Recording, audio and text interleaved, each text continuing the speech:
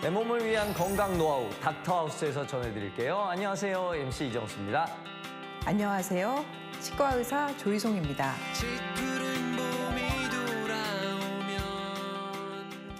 목소리가 아주 깨꼬리 같으시네요. 네. 이정수님, 치아는 한번 깨지거나 빠지면 되돌릴 수 없잖아요. 그렇기 때문에 치아를 평소에 잘 관리하는 게 무엇보다 중요하죠. 하지만 충치나 사고 혹은 노화로 인해 치아가 빠지더라도 대안은 있습니다. 그중 하나가 바로 이 틀니인데요.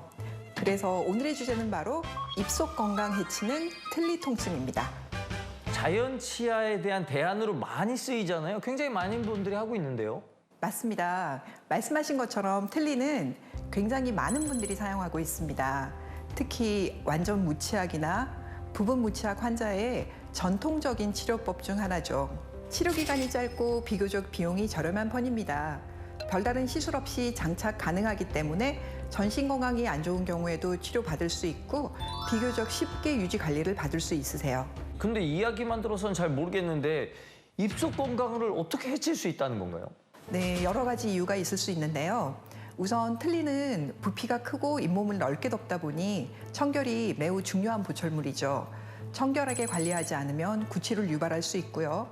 의치성 구내염 등이 생겨서 통증을 유발하기도 하죠. 또한 틀니는 저장력, 즉 씹는 힘이 자연 치아의 5분의 1 정도밖에 안 됩니다. 아니 왜요? 단단히 고정이 안 되고 잇몸 위에 얹어서 사용하는 틀니의 특성상 그렇습니다. 사람에 따라 이물감과 불편감을 심하게 느끼기도 하고요. 제가 담당하던 한 70세 남성 환자분도 20년 넘게 틀니를 사용하다가 잇몸뼈가 녹으면서 잇몸을 절제하고 날카로워진 잇몸을 다듬어야 했었습니다. 그러고 보니까 저희 아버지도 틀니를 하셨는데 이게 처음 착용하실 때 굉장히 불편해하셨던 것 같아요. 맞아요. 틀니는 사용하는 대다수의 환자분들이 첫 착용 후 불편감을 호소하시는데요. 무엇보다 틀니 같은 경우 두께와 부피가 꽤 있는 편이잖아요. 그래서 구역질, 발음 이상 등의 증상을 겪으시기도 하시죠. 그러면은 혹시 이럴 때 활용할 수 있는 다른 치료 방법도 있을까요? 네, 바로 임플란트인데요. 잇몸뼈에 교정되는 임플란트는 자연 치아와 유사하다 보니 씹는 힘이 좋고 외관상 보기도 좋습니다.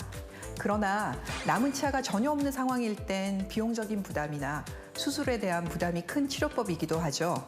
특히 당뇨병이나 고혈압 등 전신질환을 동반하거나 면역력이 떨어져 있는 환자, 또 잇몸뼈가 건강하지 못한 환자 경우 무리가 될 수 있어요. 그래서 최근에는 이런 부분들이 보완된 디지털 플라치 임플란트가 많이 활용되는 추세입니다. 그건 어떤 치료법인가요?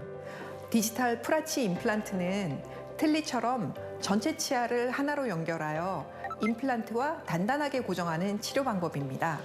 당일 수술, 당일 보철이 특징이고 한 학당 4개에서 6개 정도의 임플란트로도 전악 재건이 가능하죠.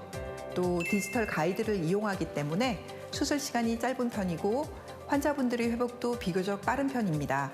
또 꼭 필요한 부분에만 임플란트를 심기 때문에 경제적인 면에서 도움도 되고요. 원래 치안처럼 자연스럽고 건강하여 요즘 각광받는 수술법입니다. 3D CT와 구강 스캐너를 통해서 임플란트를 어느 부위에 어떤 각도로 식립할지 사전에 예측할 수도 있고요. 미리 치아를 만들어 놓고 수술하기 때문에 수술 당일 바로 식사가 가능하죠. 말씀하신 것처럼 수술 시간이나 환자 부담이 이제 좀 적어졌다곤 하나 그래도 이러한 치료가 환자의 피로도가 이제 올라갈 수밖에 없을 것 같거든요. 그럴 수도 있어요. 그래서 종종 고압산소 치료요법을 활용하기도 합니다. 2기압 이상의 압력이 가해진 치료기 안에서 호흡을 통해 고농도의 산소를 흡입하는 치료인데요. 조직 내에 충분한 산소 공급으로 혈액순환 개선에 도움을 주고 세포 재생력을 높여서 상처를 보다 빨리 아물게 하는 데도 도움이 된답니다. 그래서 임플란트 등 식립하고 회복 치료 등에 넓게 사용하고 있습니다. 제 경우 다른 사람들도 그렇겠지만은 치과에 가는 그 공포심이 좀 있거든요. 네, 다들 그러시죠. 그런데 모든 병이 그렇듯 치과 질환을 방치해서는 안 됩니다. 그렇기 때문에 조기 치료와 예방을 위해서라도 병원과 가까워지셔야 해요. 그래서 환자분들의 마음을 온전히 이해하고 공감하는 것이 저희가 해야 할 첫 번째 일이라고 생각해요. 고통스럽고 불편한 증상을 치료하는 것을 넘어서 환자분들에게 희망과 행복을 드리는 치유 시간이 되었으면 합니다.